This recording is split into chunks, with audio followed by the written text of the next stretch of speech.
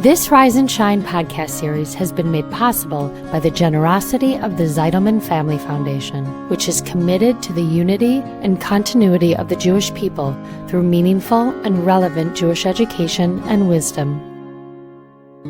Our imperfect caregivers are freeze-dried, as it were, in the memories of childhood, and they are reconstituted in our partner. Unfortunately, since we don't understand what's going on, we're shocked when the awful truth of our beloved surfaces. This is Rise and Shine, a podcast that offers timeless wisdom and uplifting meditations to fill your heart, feed your soul, and start your day on a positive note. Here is Adrienne Gold Davis. My husband grew up in a home where you had to know how to fix things, like your car or the dishwasher. You see, competence in the physical world was part and parcel of being a member of the Davis family. You know, my sister-in-laws, bless them, they can sew, they can bake, they can paint walls, they can renovate. And my husband has the ability to renovate a bathroom and to open the hood of a car and see what's wrong with it. And when I met him, I found it was a level of competence I had never experienced. I found it unbelievably sexy and manly. Once, he actually even got annoyed with me because I took out the garbage myself. Oh my gosh, I thought I had hit the lottery. But then, many months after I married him, I only noticed what he couldn't do. You see, in my family, you had to be able to sell something. My father was a retailer. He was the ultimate salesman. At dinner, he'd share stories of the words that he used and the strategies he'd employ to close a sale. So I guess what I had internalized as being of value was to be able to sell a product or an idea or a philosophy. You had to be able to argue and win, even if it was only in the short term. You see, in my house, you could win the battle even if you lost the war. And I began to stop appreciating what he could do, my husband, and focused only on what he could not do. In other words, the fact that he was not me.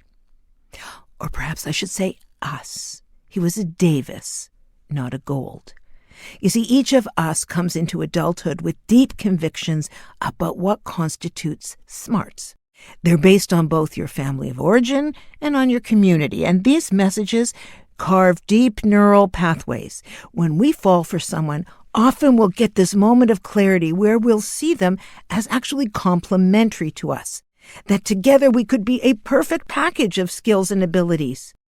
And then at some point, we begin to compare our strengths with theirs, and we will often undervalue any strengths that are different to ours.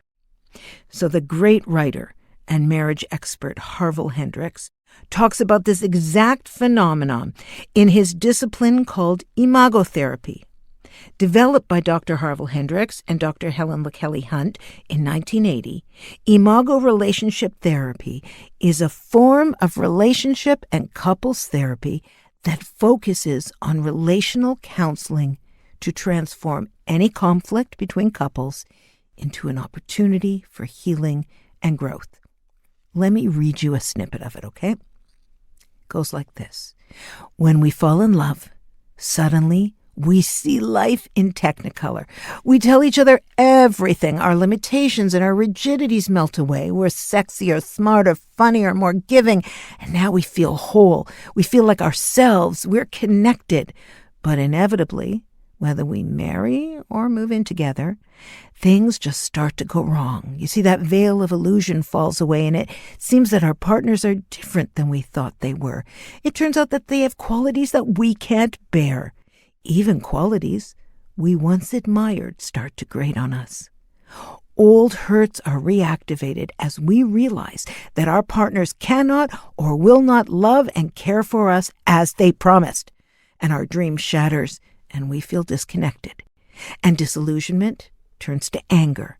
And since our partner no longer willingly gives us what we need, we change tactics, trying to coerce our partners into caring through anger and crying and withdrawal and shame and intimidation and criticism. Whatever works. The power struggle has begun and may go on for many years until we split, or we settle into an uneasy truce, or until we seek help, desperate to feel alive and whole again, to have our dream back and feel reconnected. And then he goes on to add this. So when we fall in love, our old brain is telling us that we found someone with whom we can complete our unfinished childhood business, meet certain biological imperatives, and recover our connectivity and the experience of being joyfully alive. Our imperfect caregivers are freeze-dried, as it were, in the memories of childhood, and they are reconstituted in our partner.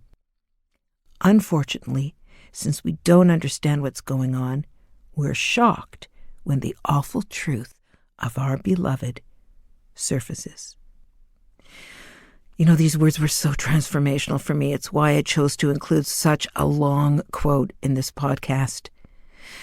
Hendricks explains that the notion of our imperfect caregivers leads us to unconsciously reenact both the highs and the lows of our childhoods, placing our partner in the role of both savior and enemy.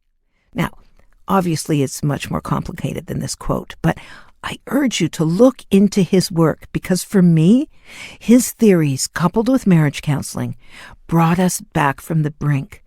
But it got me thinking about the beginning of our Jewish story, the call to Abraham from God as a paradigm of what it takes to create a life that is truly yours and not a warmed-over version of how you grew up, to truly search for a self that makes independent choices and decisions about what a meaningful life will look like to you. It's the statement that has its own Torah portion named after it. Lech lecha. Go to yourself or go for yourself. God tells Abraham to leave his country, his community, and his father's house to a place that he will show him. So the rabbis comment on this triad of instructions and explains that each one is progressively harder than the one before. Yeah, it's hard to leave your country, your culture, and everything familiar to you. Just ask any immigrant. But it's harder still to leave your community, where everyone thinks like you and acts like you and values what you value. It's just like the Cheers theme song, remember it? We want to go where everybody knows your name. Okay, but the hardest of all is to leave what the Torah calls your father's house or your family of origin, to leave behind the nuclear family where you were raised in and build your own home, not as a reaction to where you came from, but in a conscious and meaningful way. As Hendricks says, those memories are freeze-dried within us, and we unconsciously agitate to recreate them, even the unpleasant ones. Also note that Abraham did not know where he was headed, but he had to do the work regardless. Sometimes we must truly remove all preconceptions and preconditions to find out what we stand for, what we believe in, and what we want. Many of us have deep resentment for the unfulfilled dreams of being saved that we thought our parents would provide for us. But Jewish thought teaches us that every one of us must go to ourselves, both as individuals and as a couple. And sometimes we will do this repeatedly in the course of our lifetimes, and we will do it again as parents, and that will be even more painful. But where will it lead us? You see, there's the payoff. We are led to a life that is lived consciously, without the fear and anger that lurks beneath our surfaces. In relationships, either romantic or parent-child, the call to go to ourselves asks us to be free thinkers, to reject the robotic, unconscious reactions, and to choose our own path. So this week, can you take a look at how much of your discontent comes from a script that no longer serves you? Can you find the help and examine what it might look like to realize that you're not your parents or your friends or even your culture, that you are a unique soul with a special purpose and a place in this world? And so is your partner. Now, you can choose to go for yourself to a place you may not yet know, but you can rest assured that when that place is revealed, your life will be so much richer. You know, I took my husband's last name only about 8 years ago after 30 years of marriage. I am now Adrienne Gold Davis. And between the Gold and the Davis abilities, we cover a lot of ground, the two of us. There's no better or worse, just the opportunity to create true unity without uniformity within the walls of your own home. And lucky you, if like me, your partner can paint those walls as well.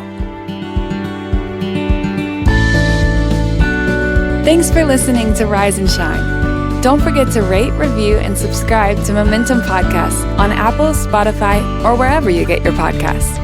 Join Adrienne again next time for more timeless wisdom and uplifting meditations that fill your heart, feed your soul, and start your day on a positive note.